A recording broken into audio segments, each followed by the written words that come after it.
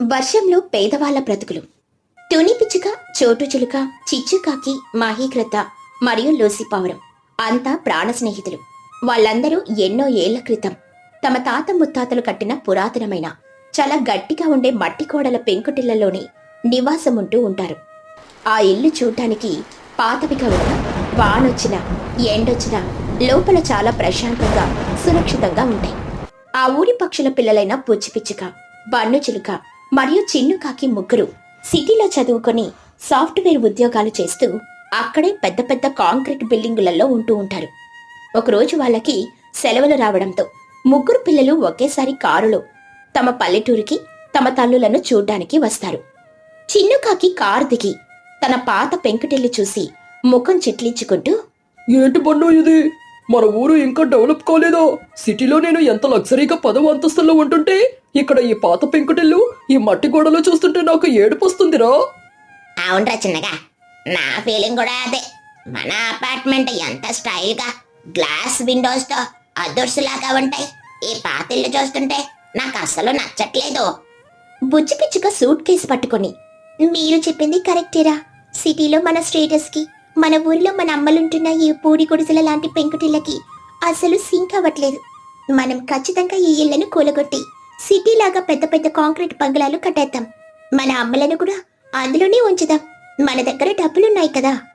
అలా పిల్లలు ముగ్గురు తమ తల్లిదండ్రుల దగ్గరికి వెళ్లి ఈ విషయం చెబుతారు. తుని, చోటు, చిచ్చు వాళ్ళ పిల్లలు డబ్బులు సంపాదించి తమకు పెద్ద ఇల్లు కట్టిస్తామనగానే ఎంతో సంతోషపడి తమ పాత పెంకుటిళ్లను కూలగొట్టడానికని అంగీకరిస్తారు. కాని అదే ఊరిలో ఉంటున్న మహీగ్రద్ద, లూసిపావురం మాత్రం అందుకు అస్సలు ఒప్పుకోరు. వాళ్ళ ఇంటి దగ్గర అందరూ కలుసుకుని మాట్లాడుకుంటూ ఉంటారు. మహీగ్రద్ద కోపంగా, ఏంటి బుజ్జి, ఈ పాత ఇళ్లను కూలగొడతారా? ఇవి మామూలు ఇల్లు కాదు పిల్లలు. మా తాతలు ఎంతో కష్టపడి మంచి నాణ్యమైన ఎర్రమట్టి కలప వాడి కట్టారు. ఇవి 100 ఏళ్లైనా కూడా చెక్కు చెదరవు. కాంక్రీట్ ఇళ్లలో ఉక్కపోత తప్ప ఏముంటుంది? బన్ను చిలుక నవ్వుతూ, మహి అంటే మీ ఆలోచనలు ఇంకా పాతకాలంలోనే ఉండిపోయాయి. సిమెంటో, కాంక్రీటో, ఐరన్ వాడి కట్టే ఇల్లు ఎంత స్ట్రాంగ్ గా ఉంటాయో మీకు తెలుసా? అవి భూకంపాలు వచ్చినా కూలవు. మీ పాత మట్టి కోడలు ఈ కాలానికి పనికిరావా అంటే? అలా అనుకోకు బన్ను. ఈ సిమెంటు ఇల్లు పైకి మాత్రమే స్టైల్ గా కనిపిస్తాయి, కాని ప్రకృతితో మనం ఎప్పుడు పోరాడలేము. ఈ మట్టిల్లు వర్షాకాలంలో వెచ్చగా, ఎండాకాలంలో చల్లగా ఉంచుతుంది. మేం మాత్రం మా పెంకుటిళ్లను కూలగొట్టే ప్రసక్తే లేదు. మీ ఇష్టం వచ్చినట్టు మీరు చేసుకోండి. చిన్నుకాకి వెటకారంగా, మీ ఇష్టం అంటే మీరు అలాగే ఆ పాత మట్టి ఇళ్లలో పేదవాళ్ళలాగా బ్రతికేయండి. మేం మాత్రం మా అమ్మల కోసం పెద్ద పెద్ద రిచ్ బంగ్లాలు కట్టిస్తాం. మా స్టేటస్ ఏంటో ఈ ఊరికి చూపిస్తాం. అలా తుని పిచ్చుక, చోటు చిలుక, చిచ్చుకాకిల పాత పెంకుటిళ్లను పూర్తిగా నేలమట్టం చేసి సిటీ నుండి పెద్ద పెద్ద ఇంజనీర్లను, కాంట్రాక్టర్లను రప్పించి 1 నెల రోజుల్లోనే ఊరిలో ఎవరూ చూడని విధంగా భారీ కాంక్రీట్ బంగ్లాలను నిర్మిస్తారు పిల్లలు. అద్దాల కిటికీలు, టైల్స్ ఫ్లోరింగ్ అన్నీ చాలా స్టైల్గా ఉంటాయి. ఆ కొత్త ఇళ్లలోకి గృహప్రవేశం చేసి తుని, చోటు, చిచ్చు తెగ మురిసిపోతూ ఉంటారు. తుని పిచ్చుక సోఫాలో కూర్చొని, అబ్బా ఏంటి చోటు ఈ ఇల్లు, నేను కలలో కూడా ఇంత పెద్ద ఇంట్లో ఉంటానని అనుకోలేదు. సిటీ నుండి వచ్చిన నా కూతురు పుచ్చి నా తలరాత మార్చేసింది. అవును తుని, ఆ పాత పెంకుటింట్లో వానొస్తాయి, ఎక్కడ పెంకులు రాలిపోతాయేమోనని రోజు భయం. ఇప్పుడు చూడు ఈ కాంక్రీట్ ఇల్లు ఎంత బలంగా ఉందో. ఆ మహిళలు ఇంకా ఆ దరిద్రపు ఇళ్లలోనే ఉంటూ మనల్ని చూసి కుళ్ళుకుంటున్నట్టున్నారు. చిచ్చుకాకి నవ్వుతూ, అవును చోట, నా కొడుకు చిన్ను కట్టించిన నా ఇంటికి ముందు పెద్ద అద్దాల తలుపు పెట్టాడు. నేను రోజంతా అందులో నా ముఖం చూసుకుంటూనే గడిపేస్తున్నాను. మన పిల్లల వల్ల మనం ఈ ఊరికి రానులైపోయాము. అలా కొన్ని రోజులు గడిచిపోతాయి. మళ్ళీ పిల్లలు ముగ్గురు సిటీ నుండి ఆఫీస్కి 2 రోజులు సెలవు పెట్టి తాము కట్టించిన కొత్త బంగ్లాలో తమ తల్లులతో ఆనందంగా గడపడానికని ఊరికొస్తారు. మొదటి 2 రోజులు పిల్లలు ఆ కాంక్రీట్ ఇళ్లలో ఏసీలు వేసుకుని టీవీలు చూస్తూ భలే ఎంజాయ్ చేస్తారు. కానీ 3వ రోజు ఉదయం వాతావరణం అకస్మాత్తుగా మారిపోతుంది. ఆకాశం దట్టమైన నల్లటి మబ్బులతో కమ్ముకుంటుంది. గాలి వేగం పెరుగుతుంది. ఏంట్రా పన్ను, వాతావరణం చాలా డేంజరస్ గా కనిపిస్తుంది. సిటీలో ఇలాంటి వాతావరణం ఎప్పుడు చూడలేదు కదా. అవును బుజ్జే, గాలి చాలా స్పీడ్ గా వస్తుంది. తుఫాన్ ఏమైనా వస్తుందా ఏమిటి? అలా మధ్యాహ్నం అయ్యేసరికి ఆ గాలి తీవ్రత మరింత పెరిగింది. ఒక పెద్ద గాలివానలాగా మారుతుంది. చెట్ల కొమ్మలు విరిగిపోతూ ఉంటాయి. భారీ ఉరుములు, మెరుపులతో కుండపోత వర్షం మొదలవుతుంది. ఆకాశానికి చిల్లులు పడినట్లు నీళ్లు పడుతూ ఉంటాయి. ఆ గాలి స్పీడ్కి బుజ్జి కట్టించిన బంగళాల తలుపులు ఢమాల్ ఢమాల్ అని కొట్టుకుంటూ ఉంటాయి. తుని పిచ్చుక భయంతో వణుకుతూ, బుజ్జి, ఏంటి ఈ గాలి? మన అద్దాల కిటికీలు ఊగిపోతున్నాయి. అవి పగిలిపోతే గాజు ముక్కలు మన మీద పడతాయి కదా తల్లి. బుజ్జి పిచ్చుక కంగారుగా, భయపడికమ్మా, మన ఇల్లు కాంక్రీట్ బిల్డింగ్, దీనికేం కాదు, నువ్వు లోపల కూర్చో. సరిగ్గా అదే సమయానికి అటువైపు చిచ్చుకాకి ఇంట్లో ఆ గాలి వానకి వాళ్ళ ఇంటి పైన వేసిన పెద్ద రేకుల షెడ్డు బలంగా గాలిలోకి ఎగిరిపోయి కింద పడుతుంది. చిచ్చుకాకి గట్టిగా ఏడుస్తూ, అయ్యో దేవుడా, నా కొడుకు లక్షలు పెట్టి కట్టించిన షెడ్ ఎగిరిపోయిందే. ఈ కాంక్రీట్ గోడల నుండి నీళ్ళు లోపలికి కారుతున్నాయి. ఒరే చిన్న, ఇల్లు ఏమైనా కూలిపోతుందా ఏమిట్రా? ఈ గోడలు ఊగుతున్నట్టు అనిపిస్తుంది ఏమిటి? చిన్నుకాకి చలికి వణుకుతూ, అమ్మో, నాకు చాలా భయంగా ఉందమ్మా. సిటీలో బిల్డింగులకు ఏమీ కాదు గానీ ఇక్కడ ఈ గాలి స్పీడ్కి ఈ అద్దాలు పగిలిపోయేలా ఉన్నాయి. మనం వెంటనే బయటికి వెళ్ళిపోదాం పదా. గాలివాన తీవ్రత పెరిగేసరికి ఆ కొత్తగా కట్టిన కాంక్రీట్ ఇల్లు ఆ కుండపోత వర్షాన్ని, ఆ భయంకరమైన గాలులను తట్టుకోలేకపోతాయి. బన్ను చిలుక కట్టించిన ఇంటి గోడలకు పగుళ్లు రావడం మొదలవుతుంది. ఇక ప్రాణభయంతో తుని, చోటు, చిచ్చు తమ పిల్లలతో సహా ఆ కొత్త బంగ్లాల నుండి పరిగెత్తుకుంటూ వర్షంలో తడుస్తూ బయటకొచ్చేస్తారు. చోటు చిలుక పోరున ఏడుస్తూ వర్షంలో తడుస్తూ, అయ్యో, నా కొత్త ఇల్లు, నా కొడుకు నాకు కట్టించిన ఇల్లు పగుళ్ళిచ్చి కూలిపోయేలా ఉంది. నా బ్రతుకు మళ్ళీ రోడ్డున పడింది దేవుడా. తుని పిచ్చుక పిల్లల్ని పట్టుకుని ఏడుస్తూ, బుచ్చి, మన అద్దాల కిటికీలు అన్నీ పగిలిపోయాయి తల్లి. ఇంటి నిండా మోకాళ్ళ లోతు నీళ్ళొచ్చేసాయి. ఈ గాలికి ఆ బిల్డింగ్ ఎప్పుడు కూలిపోతుందనని నాకెంతో భయంతో ప్రాణం పోతుంది బుచ్చి. చిన్నుకాకి వర్షంలో వణుకుతూ, బను, బుజ్జి, మనం ఏసీలు అద్దాలు అని ఈ ఇల్లు కట్టించాం కానీ ఈ ఊరి వాతావరణానికి, ఈ తుఫాన్లకి ఈ అస్సలు తట్టుకోలేవురా. పట్నంలో అయితే వేరు కానీ ఇక్కడ ప్రకృతి కోపం చాలా భయంకరంగా ఉంది. ఇప్పుడు మనం ఎక్కడికి వెళ్ళాలరా? ఈ వర్షంలో తడిస్తే చలికి మన ప్రాణాలు పోతాయి. నాకేం అర్థం కావడం లేదురా చిన్నగా. చుట్టుపక్కల ఎక్కడ తలదాచుకోవడానికి చోటు లేదు. ఆ పెద్ద చెట్లు కూడా గాలికి ఊగిపోతున్నాయిరా. వాటి కింద ఉంటే ఏ కొమ్మ పడుతుందోనని భయంగా ఉంది. అందరూ అలా వర్షంలో వణుకుతూ ప్రాణాలు అరచేతిలో పెట్టుకొని నిలబడి ఉండగా బుజ్జి పిచ్చుక కళ్ళు పక్కనే ఉన్న ఒక ఇంటి మీద పడతాయి. ఆ ఇల్లు చూసి బుజ్జి పిచ్చుక షాక్ అయ్యి అలాగే నిలబడిపోతుంది. బుజ్జి పిచ్చుక ఆశ్చర్యంగా చూస్తూ, అమ్మా, పన్ను, అటు చూడండి, ఆ ఇల్లు చూడండి. అందరూ బుజ్జి చూపించిన వైపు చూస్తారు. అక్కడ మహీగ్రద్ద మరియు లూసీ పౌరం ఉంటున్న పాత మట్టి గోడల పెంకుటిల్లు ఉంటుంది. ఆశ్చర్యకరమైన విషయం ఏమిటంటే, అంత భయంకరమైన గాలివాన దంచి కొడుతున్నా, పెద్ద పెద్ద కాంక్రీట్ బిల్డింగులు పగుళ్ళిచ్చి పగిలిపోతున్నా, ఆ పాత పెంకుటిల్లు మాత్రం ఒక్క ఇంచు కూడా కదలకుండా, గాలికి ఏమాత్రం ప్రభావితం కాకుండా ఒక పెద్ద కొండలాగా చాలా స్ట్రాంగ్గా నిలబడి ఉంటుంది. దాని పైకప్పు నుండి ఒక్క పెంకు కూడా కింద పడలేదు. చిన్నుకాకి నోరెళ్ళబెట్టి, ఓ, వాట్ ద హెల్! అరే బను, ఆ పాత మట్టిల్లు ఏమిట్రా? తుఫాను గాలికి కూడా ఆ శిలలాగా నిలబడిపోయింది అలా. మన పెద్ద కాంక్రీట్ బిల్డింగులు పగుళ్ళిస్తుంటే ఆ మట్టి గోడలు ఎలా తట్టుకుంటున్నాయిరా? అదేరా పాతకాలపు టెక్నాలజీ అంటే. మన సిటీ వాళ్ళకి కేవలం స్టైల్ తెలుసు, కానీ మన తాత ముత్తాతలకు ఆ మట్టితో ఎంత స్ట్రాంగ్ గా కట్టాలో, ప్రకృతిని ఎలా ఎదుర్కోవాలో తెలుసురా. ఆ పెంకుటిల్లు డిజైన్ గాలిని అడ్డుకోకుండా పక్కకి పంపించేలా ఉంటుంది. అందుకే అది కూలలేదు. తుని పిచ్చుక ఏడుస్తూ, మనం ఎంత పెద్ద తప్పు చేశాం చోటు. ఆ మట్టిల్లను కూలగొట్టి ఎప్పుడూ కూలిపోయే ఈ అద్దాల మేడలు కట్టుకున్నాం. ఇప్పుడు ఆ పాత ఇల్లే మనకు దిక్కు. పదండి, వెంటనే వెళ్ళి మహీగ్రద్ద తలుపు కొడదాం, లేకపోతే మనం ఈ చలికి చచ్చిపోతాం. అందరూ పరిగెత్తుకుంటూ వెళ్లి మహీగ్రద్ద పెంకుటింటి తలుపులు గట్టిగా బాదుతారు. తుని పిచ్చుక గట్టిగా అరుస్తూ, మహిగారు, ఓ మహిగారు, దయచేసి తలుపు తీయండి, మేం వర్షంలో వణికిపోతున్నాం. తలుపు మెల్లిగా తెరుచుకుంటుంది. లోపల మహీగ్రద్ద, లూసీ పావురం లాంతరు వెలుతురులో ఒక మట్టి పొయ్యి దగ్గర వెచ్చగా కూర్చొనుంటారు. బయట వణుకుతున్న వాళ్ళని చూసి వాళ్ళిద్దరూ ఆశ్చర్యపోతారు. మహీగ్రద్ద కంగారుగా, అమ్మ బాబోయ్, తుని, చోటు, పిల్లలు, ఏంటి వర్షంలో ఇలా తడిసిపోయి ముద్దయిపోయారు? మీ పెద్ద బంగ్లాలు ఏమయ్యాయి? లోపలికి రండి తొందరగా. పిల్లలు, ముందు ఈ తువ్వాలు తీసుకుని తల తుడుచుకోండి. ఆ పొయ్యి దగ్గర కూర్చోండి, చలి తగ్గుతుంది. వాళ్ళందరూ తుడుచుకుని ఆ పాత పెంకుటింటి లోపల కూర్చుంటారు.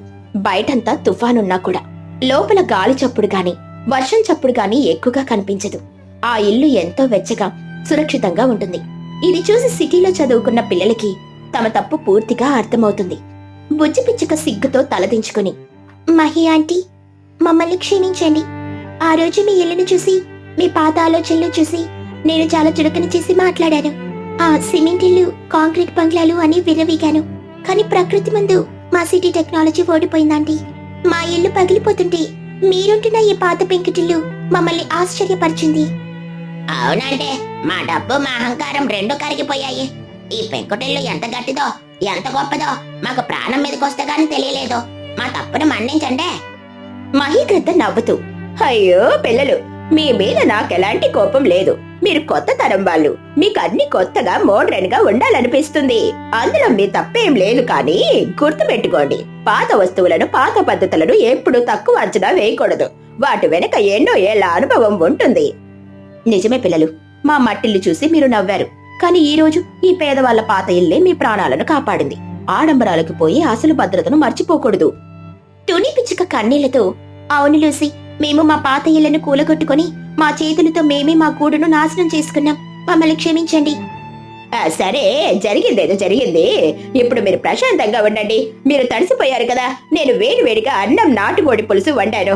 అందరూ కలిసి ఇదే పాత ఇంట్లో భోజనం చేద్దాం. చిన్నుకాకి సంతోషంగా, ఓ, నాటుకోడి పులుసో! ఈ చలికి అది తింటే స్వర్గం కనిపిస్తుందండి.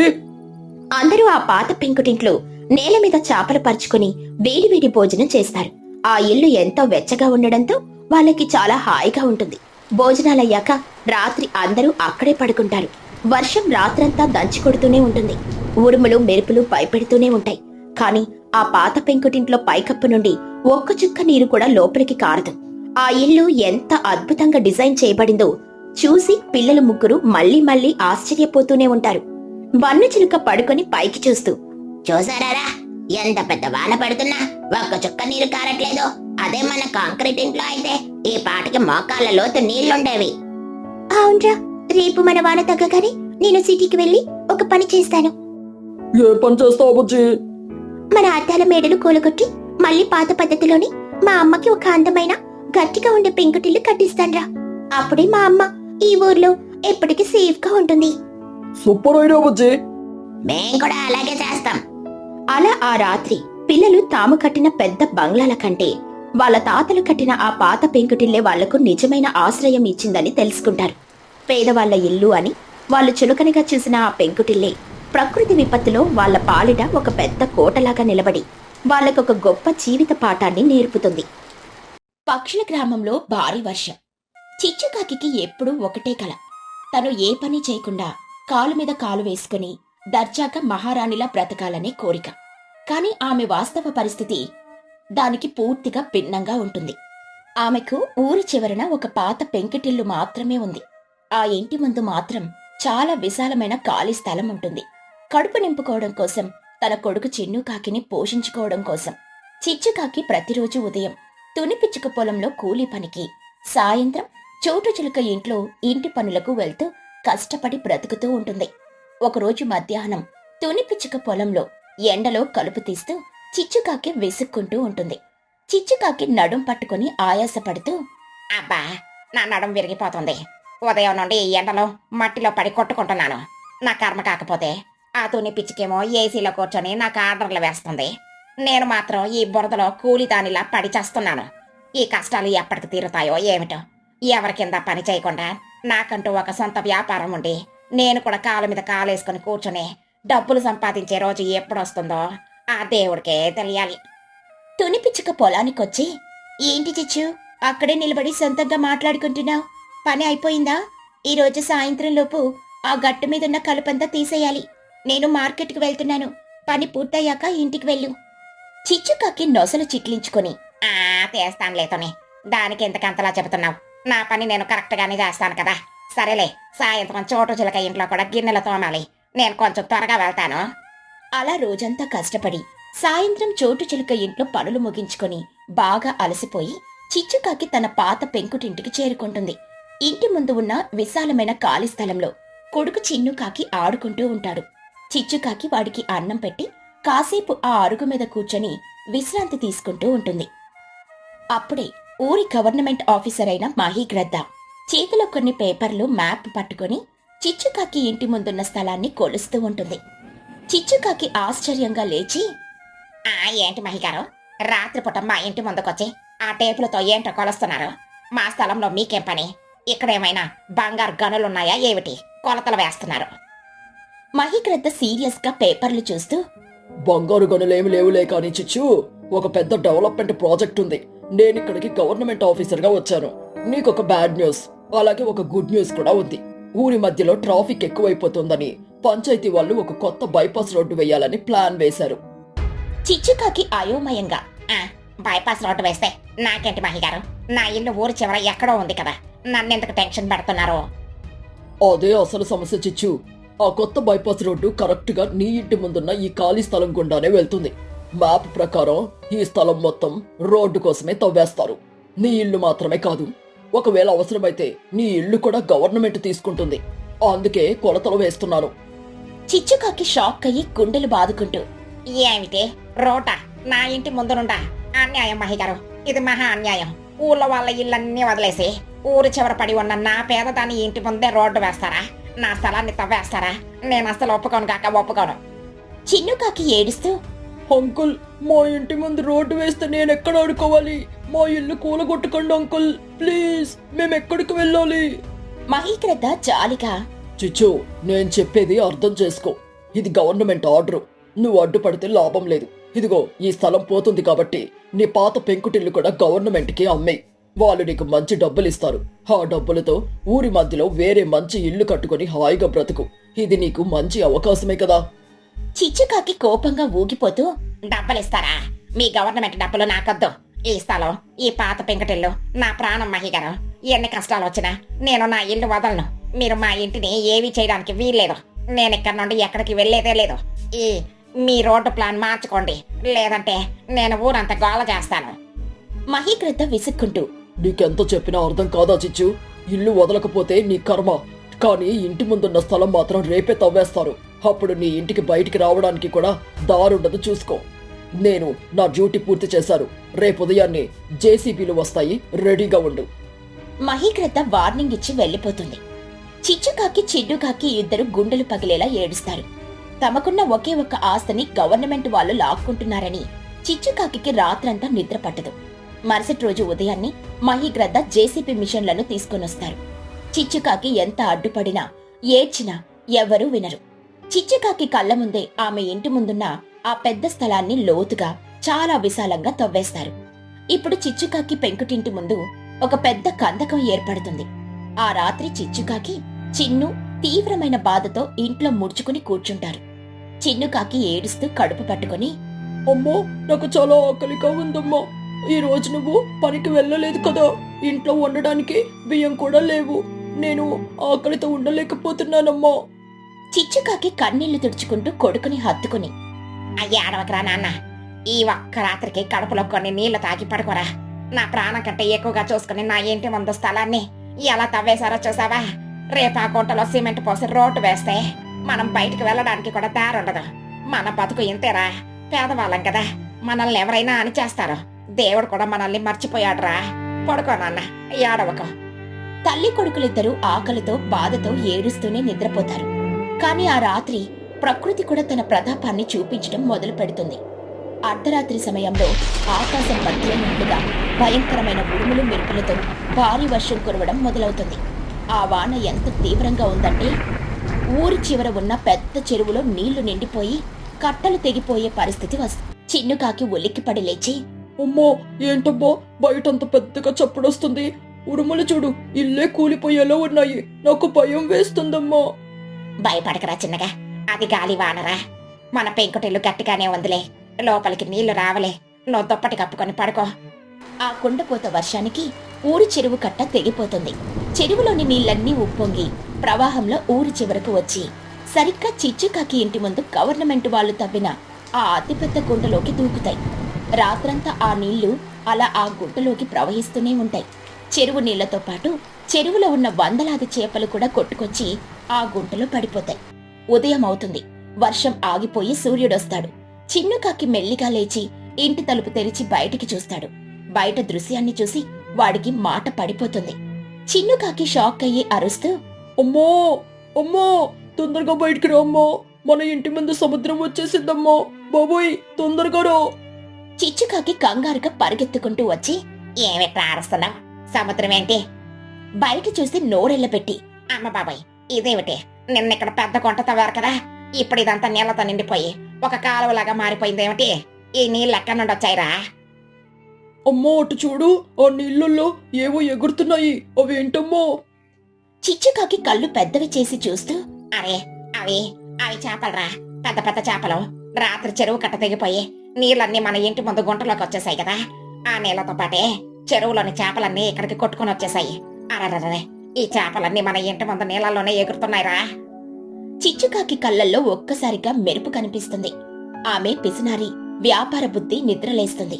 కాలు మీద కాలు వేసుకుని బ్రతకాలన్న ఆమె కల ఇప్పుడు ఆమె కళ్ళ ముందే ఒక అవకాశంగా కనిపిస్తుంది.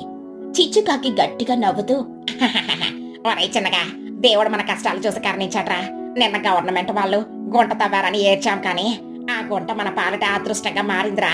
ఈ చేపలు పట్టుకోవడానికి మనం ఎక్కడికో చెరువు దగ్గరికి వెళ్లాల్సిన పనే లేదు. దేవుడు డైరెక్ట్ గా చేపలను మన గుమ్మం ముందుకి పంపించాడు. అంటే ఇప్పుడు ఏం చేద్దామమ్మా? ఈ చేపలను వండుకొని తిందామా? వండుకొని తినడం ఏమిట్రా తత్తమ్మ, మన వ్యాపారం చేద్దాం. నేను ఎప్పటి నుండో ఎదురు చూస్తున్నా సొంత వ్యాపారం నాకు దొరికేసింది. ఈ రోజు నుండి తొనిపిచ్చుక పొలంలో కూలి పనికి నేను వెళ్ళను. ఆ చోటు ఇంట్లో గిన్నెలు కూడా నేను తోమను. నేను ఇప్పుడు చిచ్చు చేపల వ్యాపారిని. త్వరగా వెళ్ళి ఇంట్లో ఉన్న గాలం బుట్టలు తీసుకొని రారా. ఈ రోజే మన దశ తిరిగిపోవాలి. చిచ్చుకాకి ఎంతో ఉత్సాహంగా తన ఇంటి గుమ్మం ముందే దర్జాగా కాలు మీద కాలు వేసుకుని కూర్చుంటుంది. చేతిలో గాలం పట్టుకుని ఇంటి ముందున్న ఆ కాలువలో వేస్తుంది.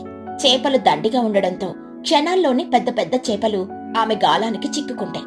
చిచ్చుకాకి వందలాది చేపలను పట్టి బుట్టల్లో నింపుకుంటుంది. ఆ చేపల బుట్టలను తీసుకుని ఊరి మధ్యలో ఉన్న మార్కెట్కి దర్జాగా వెళ్తుంది. చిచ్చుకాకి మార్కెట్లో గట్టిగా అరుస్తూ రండి రండి, తాజా చేపలు, చెరువు నుండి డైరెక్ట్ గా వల వేసి పట్టిన బ్రతికున్న చేపలు. రండి బాబు రండి, వానాకాలం స్పెషల్ నాటు చేపలు. తుని పిచ్చుక కూరగాయలు కొంటూ ఆశ్చర్యంగా, ఏంటి చిచ్చు, ఉదయం నుండి పొలానికి రాలేదేంటి అని వెతుకుతున్నాను. నువ్విక్కడ మార్కెట్లో కూర్చొని చేపలు అమ్ముతున్నావా? ఈ చేపలు ఎక్కడివి నీకు? అవును చిచ్చు, మా ఇంట్లో అంట్లు కూడా తోమలేదు ఈ రోజు. అయినా నీకు ఈ చేపలు పట్టుకొచ్చే టైం ఎక్కడిది? అసలు ఈ ఐడియా ఎలా వచ్చింది నీకు? చిచ్చుకాకి స్టైల్ గా కాలు మీద కాలు వేసుకుని, ఆ కూలీ పనులు పాచి పనులు నేను మానేశాను తుని. ఇప్పుడు నా రేంజ్ మారిపోయింది. ఈ చిచ్చుకాకి ఇప్పుడు ఒక పెద్ద బిజినెస్ ఉమెన్. ఈ చేపలు ఎక్కడివి అంటారా? దేవుడు నా ఇంటి ముందు ఒక పెద్ద ఫిష్ పాండ్ ఏర్పాటు చేశాడులే. నేను గుమ్మంలో కుర్చీ వేసుకుని కూర్చొని టీ తాగుతూ గాలం వేస్తే ఈ చేపలు పట్టాయి. కావాలంటే తలా 1 కిలో కొనుక్కోండి, మంచి రేటుకే ఇస్తాను. మహీకృత అక్కడికి వస్తూ, హలో చిచ్చు, ఏంటి వ్యాపారం బాగా జోరుగా జరుగుతున్నట్టుంది? చిచ్చుకాకి గర్వంగా, అంతా మీ దయ మహి గారు. నిన్న మీరు నా ఇంటి ముందు గుంట తవ్వించారు కదా, రాత్రి వర్షానికి చెరువు నీళ్ళు చేపలు అన్ని అందులోకి వచ్చేసాయి. ఇప్పుడు నా ఇంటి ముందు సముద్రం ఉంది. అయినా మీరు ఈ రోజు జేసీబీలు తీసుకొని వచ్చి రోడ్డు వెయ్యాలి కదా, ఇంకా రాలేదేమిటి? మహీకృత నవ్వుతూ, అదే చెప్పడానికి వచ్చాను చిచ్చు. రాత్రి వచ్చిన వరదకి చెరువు కట్ట తెగిపోయి నీ ప్రదేశం అంతా కాలువలాగా మారిపోయింది కదా. ఇప్పుడు అక్కడ రోడ్డు వేయడం అసాధ్యమని ఇంజనీర్లు చెప్పారు. అందుకే గవర్నమెంట్ ఆ రోడ్డు ప్రాజెక్ట్ ని పూర్తిగా క్యాన్సిల్ చేసింది. నీ ఇంటి ముందు రోడ్డు పడదు, ఆ స్థలం నీకే సొంతం. ఆ గుంట అలా కాలువలాగానే ఉంటుంది. చిన్నుకాకి ఆనందంతో ఎగురుతూ, ఓ అమ్మ, విన్నావో, మన స్థలం మనకే దక్కింది. దానికి తోడు ఫ్రీగా పూలుడిని చేపలు దొరుకుతున్నాయి. మనం ఇంకా ఇల్లు అమ్మాల్సిన పనే లేదు. చిచ్చుకాకి ఆనంద బాష్పాలతో, నిజంగానే మహి గారు, నా స్థలం నాకే దక్కిందా? ఎంత మంచి కబురు చెప్పారు. ఈ రోజు దేవుడు నా వైపే ఉన్నాడు. నన్ను కూలిదాని నుండి మహారాణిని చేశాడు. ఇదిగో మహి గారు, ఈ పెద్ద చేపను మీరు ఉచితంగా పట్టుకెళ్ళండి. నా సంతోషానికి బహుమతి. వావ్ చిచ్చు, ఒకే వర్షం నీ బ్రతుకుని ఎలా మార్చేసింది. నువ్వు అనుకున్నట్టే కాలు మీద కాలు వేసుకుని కూర్చొని డబ్బులు సంపాదిస్తున్నావు. నీ అదృష్టానికి నిజంగా దండం పెట్టాలి. నాకు ఒక 2 కిలోల చేపలు ఇవ్వు చిచ్చు. నాకు కూడా 1 కిలో ఇవ్వు చిచ్చు. ఈ రోజు నా ఇంట్లో చేపల పులుసు పక్క. చిచ్చుకాకి ఆనందంగా తుని చోటు మరియు ఊరి జనాలు అందరికీ చేపలు అమ్ముతుంది. ఆ ఒక్క రోజులోనే చిచ్చుకాకి వేల రూపాయల లాభం వస్తుంది. కష్టాల నుండి బయటపడి ఊహించని విధంగా తన ఇంటి ముందే చేపల కాలువ ఏర్పడడంతో చిచ్చుకాకి జీవితం పూర్తిగా మారిపోతుంది. ఇక ప్రతిరోజు ఉదయం చిచ్చుకాకి ఎంతో దర్జాగా తన పెంకుటింటి గుమ్మం ముందు కాలు మీద కాలు వేసుకుని టీ తాగుతూ గాలం వేసి చేపలు పడుతూ ఉంటుంది. ఆ చేపలను మార్కెట్లో అమ్ముకుంటూ ఎలాంటి కష్టం శ్రమ లేకుండా ఎంతో ఆనందంగా కోటీశ్వరురాలిలా తన జీవితాన్ని గడుపుతుంది.